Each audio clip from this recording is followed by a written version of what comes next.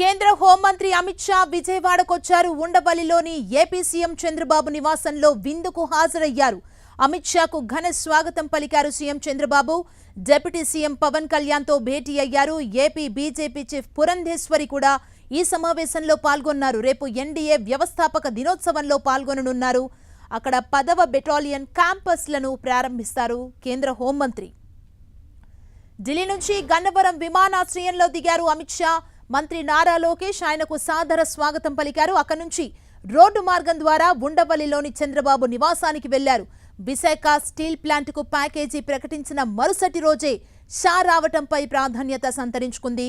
విజయవాడలోని ఓ ప్రైవేట్ హోటల్లో రాత్రికి బస చేస్తారు అమిత్ షా.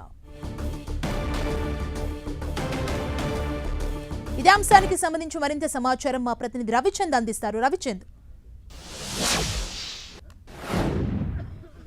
ముఖ్యమంత్రి చంద్రబాబు నివాసంలో కేంద్ర హోంమంత్రి అమిత్ షాకి విందు ఏర్పాటు చేశారు. ఈ విందుకి డిప్యూటీ సీఎం పవన్ కళ్యాణ్, అదేవిధంగా బీజేపీ రాష్ట్ర అధ్యక్షురాలు దగ్గుబాటి పురంధేశ్వరి, కేంద్ర హోంశాఖ సహాయ మంత్రి బండి సంజయ్ కూడా హాజరయ్యారు. నారా లోకేష్ ఆధ్వర్యంలోనే ఒక ప్రత్యేక టీం ఎయిర్పోర్ట్ కు వెళ్లి సాదర స్వాగతం అయితే పలికారు. ఇక్కడ కూడా ఇంటి దగ్గర కూడా చంద్రబాబు, పవన్ కళ్యాణ్ ఎదురేగి ఘన స్వాగతం అమిత్ షాకి పలకడం జరిగింది. ఎందుకంటే రాష్ట్రానికి కేంద్రం చేస్తున్న సహకారానికి కృతజ్ఞతలు కూడా ఈ సందర్భంగా తెలిపిన పరిస్థితి మనకి కనిపిస్తుంది. నిన్నే ఏదైతే విశాఖ స్టీల్ ప్లాంట్ కి భారీ ఎత్తున ప్యాకేజీ కేంద్రం ప్రకటించింది.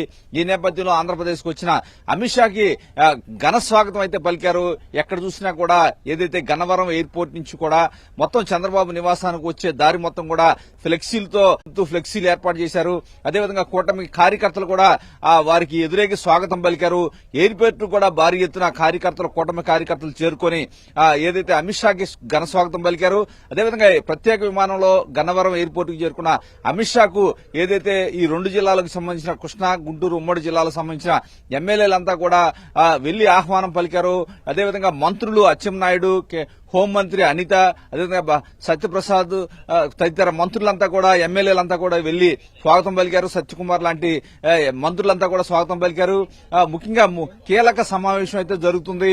ఏదైతే ఆంధ్రప్రదేశ్ సంబంధించిన విభజన సమస్యలకు సంబంధించి కూడా ఇక్కడ మాట్లాడుకుంటున్నారు.